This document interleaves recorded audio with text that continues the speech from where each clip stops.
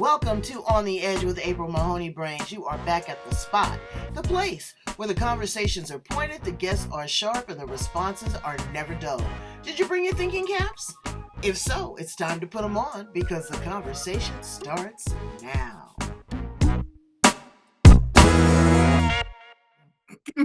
Welcome to On the Edge with April Mahoney Brains. How are you? You're back at the spot, the place where the conversation is pointed, the guests are sharp, and the responses are never dull. We're going to Brisbane, Australia.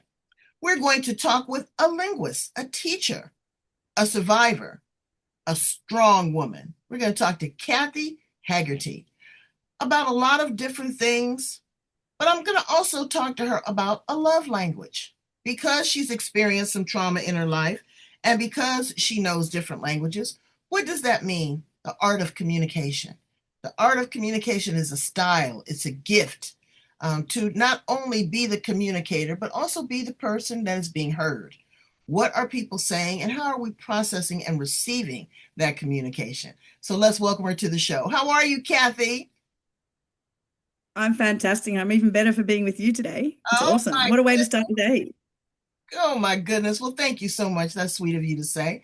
So I wanted to start a little bit with your story, your journey, and your truth. Tell my brains how you show up in the world. Well, I've been through a lot in my life. I've been through domestic violence. I was in a very abusive relationship for over 20 years. We have three children together, and it was a challenging time of my life. However, I've learnt a lot through it. I've risen above it. I've healed, and now I'm helping other people. With strategies on how to survive and I absolutely love sharing my story with people. And I'm actually going to be starting to write a book very soon to share my journey. And I'm hoping through that I'll be able to help reach even more people, you know. Tell us a little So, bit about your study of language. You speak Spanish, Japanese, and English. How did you pick Japanese? Because my daughter's teaching herself Japanese. That's very difficult. It's a tone language. And then Spanish, English was kind of easy, or is English your native tongue? Because it can be complicated as well. Oh, excuse me. But tell us a yeah. little bit about your history with language. Well, obviously, I'm a native speaker of English. I was born in Brisbane, Australia, many years ago. And when I was 12, I went to high school. I started high school at the age of 12. And we were given three languages. So we had Japanese, German, and French. Okay, so when I entered high school in grade eight, I actually took German, and then there were too many people in the class, so they said, please, who can go into the French class? Who minds? And I'm like, well, she's scary, but that's okay. It's a smaller class. I'll probably learn more. So I did French. Yeah, I did. She was so scary. It wasn't funny. However, we did have a smaller class. It was very communicative, and I actually ended up really enjoying it. And I still remember some of that French today, even like so when I went to France like about 30 years ago, and I could actually communicate. I remembered some of it, so it was great. But then the second semester of year eight, I took Japanese, and I did extremely well in Japanese. I loved it. I had the most inspirational teacher. She just taught us so much about the culture, and she made it was so engaging, and it was challenging as well, right? So I really, really loved it. When I went into grade nine, we had to choose a language. I actually wanted to study both French and Japanese. However, they were on the same subject line. So the school said, I'm sorry, we'd love you to be able to do both of them, but you have to make a choice. And it was then that I was, having a conversation with friends and my family. And my parents actually said to me, you know what, we've got ties with Japan. There's going to be a lot of trade. We have a lot of trade, they're a big trading partner. It might be more beneficial to do Japanese. And you've loved it so much. Your teacher has taught you so much about the culture. In the future, you'll be able to go on a Japan tour when you get into grade 10. So, if I was going to make a choice, they sort of suggested that perhaps take Japanese. So I did. I went with Japanese, and I'm so glad I did because it has changed my world, my whole life. I am the person I am today because of my journey with the Japanese language. I've been studying it since the age of 12. I did it all through high school. Then at university, I studied Japanese and economics for my undergraduate degree. And then at the end of my undergraduate degree, my university lecturer, my Japanese university lecturer, presented me with two options. He said, Kathy, I have a scholarship to an elite Japanese university called Keio University, which I'd really love you to consider, or I have a teaching position for you in a small country town, and there won't be many foreigners. There's not even a movie theater. Which would you like to do? So I sort of said, leave it with me. Yeah. He said, leave it with me. I want to tell you. I said, leave it with me. I just want to, think about it. And I'd had actually a conversation with a friend a few months earlier, and I was helping her with her Japanese, right? She struggled to study Japanese. So I'd actually help her. I'd tutor her, just as a friend. I wasn't charging her money. And she said to me, you know what? You should consider being a teacher. You make so much, and like the way you explain it, just everything about, these tutorials I'm having with you makes so much more sense than any of the lecturers that we have here at the university. And I was just thinking, you know what? I hadn't even considered being a teacher at that point. I knew that I loved to share my learning with people, and I'm a great communicator, and I love meeting people and talking to people. But then that sort of thought, I thought, well, actually, I'd like to explore that further, because I thought scholarship, yeah, it's awesome to have that opportunity. However, it'd be nice to actually see if I want to teach, Right. because it was, Got very there. important. So when you studied Japanese, did you also have an opportunity because your parents had access to go actually and stay in Japan? We're going to Japan of next year, and there's so much to see and understand. But did you really get a different sense of the culture, even more in depth? I did, because when I was a year 10 student, so at the age of 14, my Japanese teacher took us, there was about a group of 12 of us, took us over to Japan, and we were there for 3 weeks, and we had a homestay. It was in the southern island, Kyushu. We had a sister school called Seiwa College. It was a Catholic. I went to a Catholic school, and that was a Catholic school. It was an all-girls school, just like my school was an all-girls school. And I just had the best time. And, like I just loved it. Everything about it. There was just the people, the culture, the food. Obviously, the food's amazing. Yeah. But and yeah, so that's why yeah, that was another thing. That was another thing in my life that I knew that one day I wanted to live there. And so being presented with those two opportunities when I finished my undergraduate degree was just like, it was pretty amazing. You don't often get one choice, let alone two, right? Absolutely. Um, yeah. So So I went there. how did you find your love with Spanish? Well, Spanish was a bit of a default, right? I met my ex-husband. I could actually credit him to my Spanish ability partly, because I met him in Japan. So there are good things. Like this, the thing is, it was an abusive relationship. However, there's always good things and bad things in any relationship, right? So I met him. I was introduced to a lot of Spanish. He spoke Japanese and Spanish, but he didn't speak much English. So therefore, and his Japanese wasn't that great. So therefore, I was like, well, if I really want to communicate with this person who I thought was the one, I needed to, learn some Spanish. So I did. I immersed myself as much as I could. I bought, that was the days that you had VCRs, right? You had videos. And there was a Peruvian restaurant that we used to go to. He's from Peru. The Peruvian restaurant had all these, sitcoms and, all these dramas, like Bold and the Beautiful and stuff like that, right? So they had all these Mexican, Venezuelan, Colombian, Peruvian, all these different, dramas, and they were all like 12 episodes, or sometimes they were longer. And I just decided, like, okay, I'm going to watch heaps of these videos, and I'm going to immerse myself, and I'm going to learn this language. Wow. I also bought books as well. But my journey with Spanish was very different from my journey with Japanese. Japanese was very big textbook based. So I learned it from year 12, sorry, the age of 12. We had textbooks, I learned how to read and write it, all the grammar, everything like that.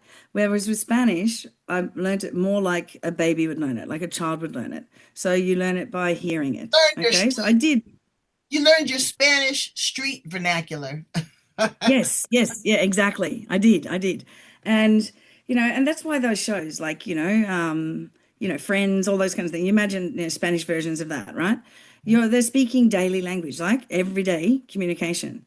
And that was so important. Like if I wanted to communicate with people, that's the kind of language I needed, not textbook stuff. So So, so the two in journeys that, were very different. Would you recommend that? Because I'm doing my Duolingo right now. Would you really encourage me to watch the novellas and Yes. other ones? So watch The them no for maybe an hour a day? Yes, definitely. Watch novellas. Now, that's how I learned Japanese as well. When I was in high school, I would watch, they had occasionally we had some Japanese shows on and I would watch them because, you learn through hearing, right? As a baby, you can't read or write a book, right? So you learn through your ears. So definitely expose yourself as much as possible to the spoken language because through that, you're going to learn so much more than through a textbook. Yeah, because it's conversational, and I always watch their gestures. And another thing I do is I put the closed caption on so that I Yes, can yes. see what the words are. All right, so now Mm, you are a linguist. You speak yes. English, you speak Japanese, you speak Spanish.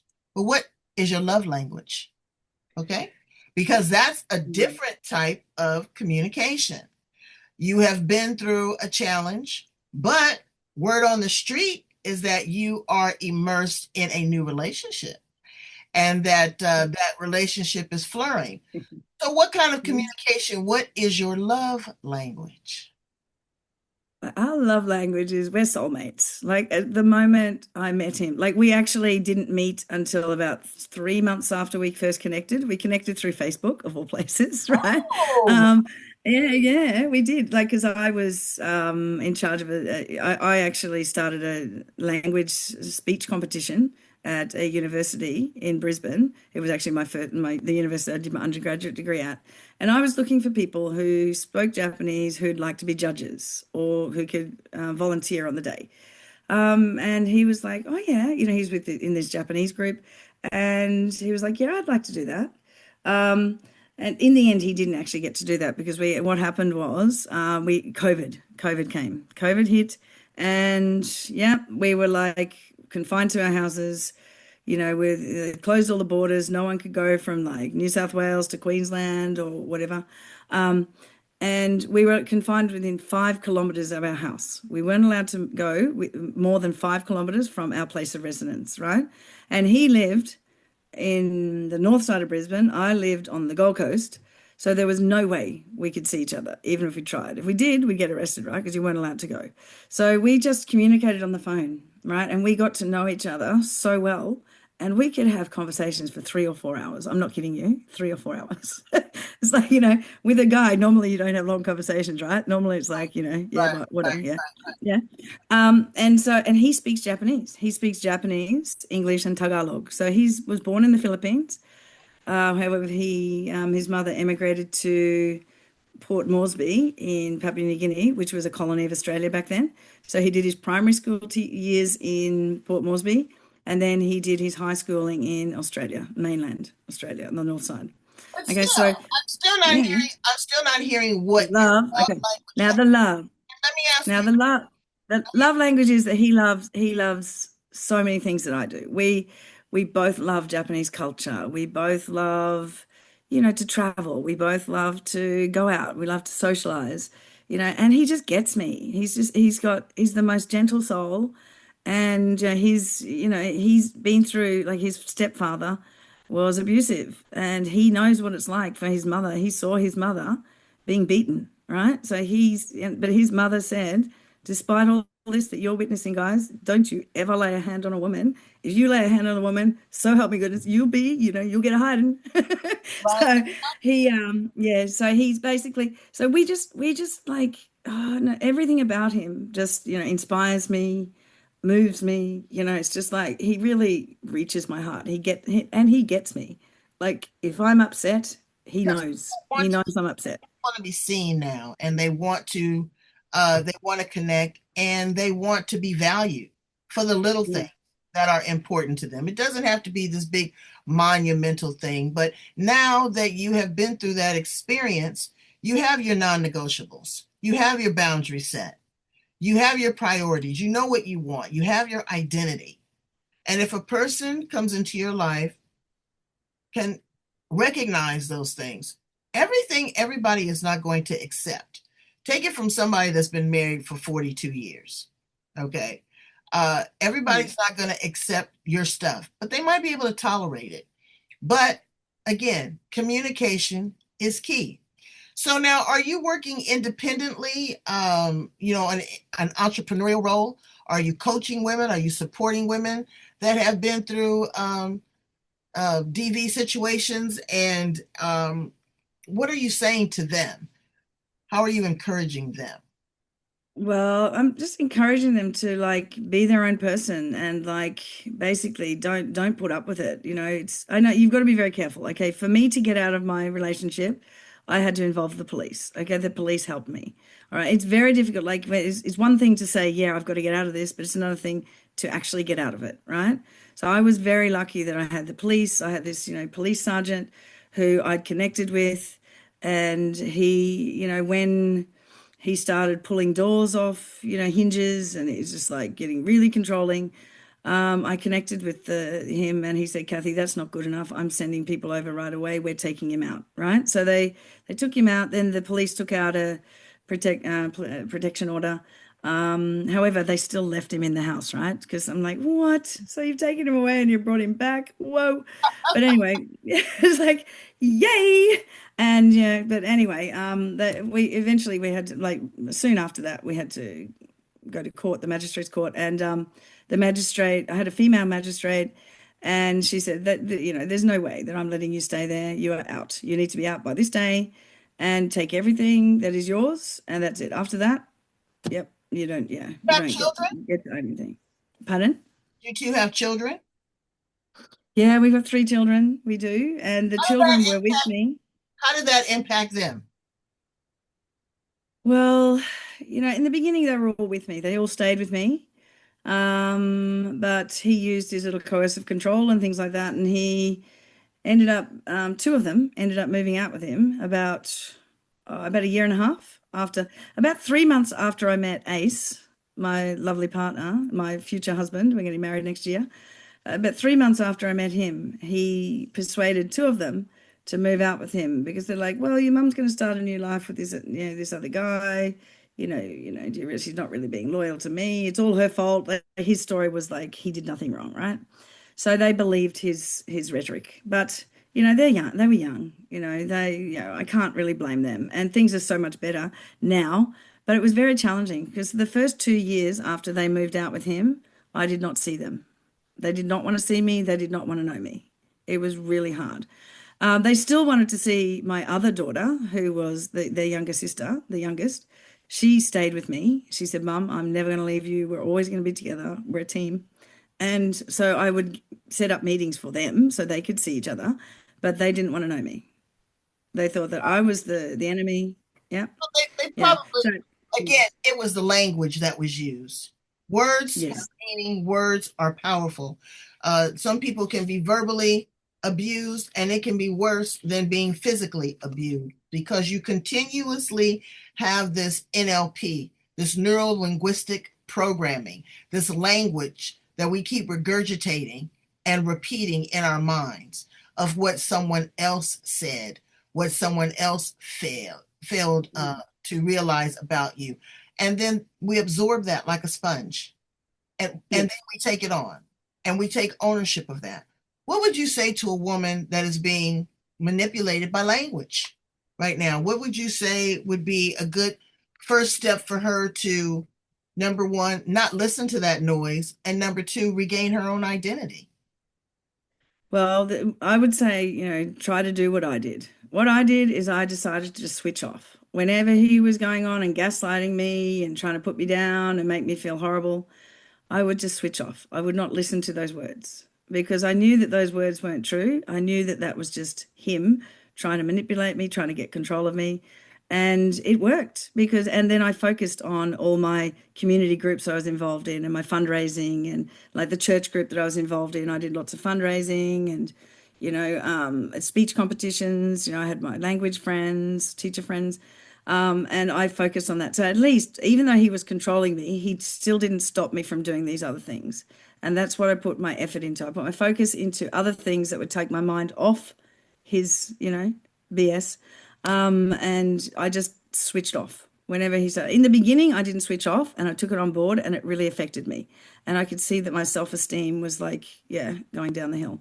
Right. But once I started switching off and not listening, And I knew my own value. I still do. I know my own value. I know my own worth. And I knew that what he was saying is not true. So I was just like, yeah, whatever. You can think whatever you want to, but I've got my life. I value myself. I love myself. And you I have to am not, have, right, you have to have daily affirmations, and you have to yes, know, again, know thyself. To thy own self be true. Um, exactly. who am I? What do I want? Extract the kids, extract the mother-in-law, the husband, all that. But really, who is Cathy Hegarty? Who is April Mahoney? It takes a minute to identify because you have been smushed down. You have been taught to play small. So you really don't know who you are or what you want or what is out there to absorb and to No. be a part of because you've been isolated. Because I hear Mm. that abusers, that's one of the first grooming tactics, is to isolate you from friends and family so that this person is your nucleus. It's the center of your world. You know, they control your money, they control your food, what you wear, where you go, who your friends are. So once you see clearly, because you know when you're being manipulated, you know when you're being Yes. taken advantage of. Once you see that clearly, start taking note of that. You know, Yeah. journaling or whatever. Be careful that that journal is not found, but Yeah. writing down, you know, the things that you don't like. And right next to that, write the polar opposite, what I do like. You know, maybe I don't like the color purple, but I like the color pink. Give yourself options and choices. Give yourself an outlet, a way to express it. Maybe start doing poetry. Crocheting is very big now. You might want to start journaling. Again, like Cathy, you might want to start writing a book, an anthology. Have an exit plan. Have a strategy on how you're going to be able to move. Okay? Tuck your Yes. money away. What are you going to do with the kids? And have a conversation with the kids at one point or another. So many times, parents think that they're shielding their children, but you're not. The kids listen while you think they're asleep. They're not asleep. They're listening at the door. They're listening at the top of the stairs. They're listening at what other people say. They're looking at how you two interact. And then they're making a decision because that's setting up their generational trauma, their epigenetics. Is your daughter going to tolerate that? No, she tolerated it. My mother tolerated it, but she broke free. The other two children, we don't know what their thoughts are, but we know that they love you. How can you not love your mother? You know, they will circle back in due time, but everything is about Mm. timing and processing. So before we conclude, I want to ask you some fun questions. Yes. Um, as a teacher and as an educator, what grades do you teach now? I'm teaching years 7, 8, and 9 at the moment. Yeah. So that's like the age of 12 to 14, 15. Yeah. What would you say That to age. a parent right now that had a child right at that tender age? Should they hang them up outside by their pants hook? What is it? Because they're really challenging. You know, they're trying to find themselves too. They want to be seen, they want to be heard, but they want direction and they're rebellious. What are you finding are the trends there in kids at that age? Well, I find that they're lacking social skills, hey, because of their addiction to social media and they're all of these kids, during COVID, they were isolated, so they're actually missing a chunk of like they didn't get to socialize as much, because we had a couple of years of quite disruptive learning at schools. Um, but I focus on building relationships and building rapport with them. And I try to, as a language teacher, I try to get them up and moving and communicating with people. And like in the beginning, some of them are like, "What? I've actually got to talk to someone else. I'm not like behind a screen and messaging people, you know." And so, and I just try to, build them up and make them feel good about themselves. And I know I've still got challenging students, but my classroom is a safe space and it's a space that they can explore their identity, and they can talk to me. I've got a lot of kids that come up to me and they actually tell me things. They're like, this is happening in my life and I don't know what to do. And they often ask me for advice. Sometimes they just want me to be a sounding board, Right. right? And I just want them to listen, right? But I think they actually need people to listen to them more because a lot of them feel isolated. A lot of them don't know how to make friends.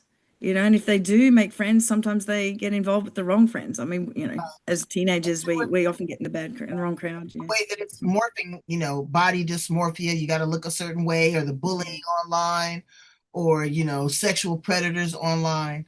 So connecting parents is one thing that I might suggest to you, is that basic connection is key, that you talk to them, but also you listen to them. If you sit there long enough, they're going to tell you, you're going to observe, and you have to pay attention. So, uh, you said you're going to get married next year. Yes, You're, I'm so excited. Oh man, I'm over the moon. I wish it was so tomorrow, but how did he say he wanted you to be his wife? How did he engage? I mean, propose. well, we went away for a weekend, and he got down on a bended knee. So he's very traditional in that way. Yes, got down on bended knee, and he even does it now. Like this morning, he got down on bended knee and said, "Will you marry me?" So he's like doing it every now and then too, so Well, to seal his commitment. Mm. and for again, like I said, I've been married 42 years, and a couple things that I know that are to us is no appreciation, gratitude, say thank you, say I love you. And it's the little things. It doesn't have to be the big monumental things. Right. Sometimes you cut the grass. Sometimes he washes the clothes. Sometimes both of you lay up there like lunch meat and don't do anything, but still have Yes. an appreciation for one another. And communication is key. If there's an issue, Yes. or if there's something that you feel your woman's intuition, address it. Have a conversation. Don't sit there and let it fester. I don't No, think that's exactly. the And thing. I think that's something that I learned from my parents. So my parents, like they were oh, something just fell. Sorry. My parents were I think we just had a power. Something happened to the power then because it went dark. My parents, I only witnessed them fighting once in my life. Now my parents were married for 57 years. My dad passed away 8 years ago. My mother, bless her soul, she passed away Easter Sunday this year. But they only fought once in front of us, and that was just happened to happen because they didn't believe that it was right to fight in front of the children. Like if they have issues with each other, they just need to, communicate that, but the kids don't need to hear it. And I think that was what was really difficult for me when I was married to, my ex-partner, my ex-husband. Is like he just like he didn't care that the kids were around. He didn't care who was around. It's just like he had something to say. If he wasn't happy, he just went for it. He just lashed out. And that's very different from the way I was raised. I would prefer not to have arguments, yeah, And I in think, front of the kids. just from what you're telling me, I think too that you had a sense of obligation and loyalty to that situation because you saw the longevity and the sustainability of your parents' marriage. And so you said, this has got to get better. I mean, if I hang in here just a little bit longer, he won't do this, he won't do that. He'll appreciate that. But you found your freedom. And that is, Exactly. yeah, and that's hard. That's definitely hard Mm. to reestablish your life. So let me ask you, if you were an appliance in the kitchen, Cathy, what appliance would you be? If I was an appliance, probably a slow cooker. A slow cooker. Why a slow cooker? Yeah. Why? Because it gets tastier as the longer it's cooked. It gets more interesting. The flavors get more interesting. You know, I could probably take that on different, take that on a different tangent, but I think yes, slow. Like everything takes time. Like relationships take time, communication, everything. Everything takes time, and if you're willing to put the effort in, put the time in, you're going to get more out of life. You know, we rush too much. I think with these days, with the pace of life, people just rush and they don't take time to be present in the moment. Like we need to actually take time to enjoy every moment because who knows when our last moment will be, You don't That's the know thing. how. My mum was, yeah, You don't have to be sick to pass away. You don't have to be sick to, uh, or disability. Something can just happen. A lot of people even die of a broken heart. Now yes, well, when you have mm, a broken heart, it gives you the same symptoms as a major heart attack. So know your heart, know your reasoning, speak a love language that someone else understands. If not, get an interpreter. Learn to speak a foreign language, a culture. It will improve your life considerably because it will expand your horizons. Please, Cathy, tell my friends how to get in contact with you. They want to work with you. They want to get some information on Mm. your programs or your upcoming book. I'll send it through to you so you can put the thing in, but it's like Cathy@authenticallyaligned.com. Okay. So it's Cathy Dot with an com? Is underscore. it just dot com or dot com AU? Yeah, dot com, just dot com. So Cathy at authentically underscore aligned.com. But I'll send that through to you to make sure that it's, accurate and everything. So you've got that and you can put it up there. So that's probably a good way to get through to me. But we'll be actually we have 25 practitioners and I'm going to be involved in that very soon. Well, I'm already involved in it. We've got a book. We put together a book. Now the reason why I'm involved in this is because I'm really blessed because Abby May, the visionary and the CEO of this Authentically Aligned Collective, I met her through a summit that she did in May. And Annie Neal, who I did a podcast for a DV podcast with, she was one of the presenters at this it was a rewritten summit. It's Reclaim Your Story, Reclaim Your Life. And there were 25 presenters at that. And I did an all-nighter because it was in the US, like it was the US time. Now Abby's Canadian though. And I just loved it. I was like, this is a new world. This is like something I've never experienced before. And there's all these people who've been through DV or they've been through this, that, and the other thing. And I was just like, I was blown away, right? And I just really, we had these, I couldn't actually watch every presentation because they'd have three running at the same time. I've subsequently seen them all though, because we all got, if you had a ticket to it, we all got access to all of them. And I connected with in the breakout rooms. In the breakout rooms, I connected with all these presenters, and it was just the conversations we were having, and I just felt so aligned with them. I was just like, wow, these are my people. I've actually found some people that they understand me, I understand them. And then Abby, a lot of people spoke highly of me apparently. And they were like, hey, Cathy, that chick in Australia, she's like, she's really cool. And she did an all-nighter, it's like, she's not even an teenager, but she did an all-nighter and she didn't Wow. complain. And she was like, yeah. Sure. And yeah, it was awesome. Like I'm a party animal, it's like, yeah, I love it. I wish I could have been there for your party. I wanted to go. Oh, buddy, Um, I'm telling you, it was quite the party. I had to sleep a day and a half afterwards. It was quite the party. But we're mm, partying here with you now on the edge. Brains, I need you to think about language, love language, conversation, being seen, being heard, being respected. Okay. And then what do you regurgitate? What comes out of your mouth? Is it love? Is it positivity? Is it wisdom? Is it courage? Or is it vitriol? Is it profanity? Is it controlling and manipulation? Is it just ugliness? Think about your language, and no better way to improve it than being with a linguistic uh, educator. Thank you so much, Cathy. I appreciate you so much for being here with us on the edge. Brains, I love you. Go in. You see the thank sign right you. there? She's got it. Love, like, share, and subscribe. Love, like, share, and subscribe. We'll talk again soon, Cathy. Thank you, darling.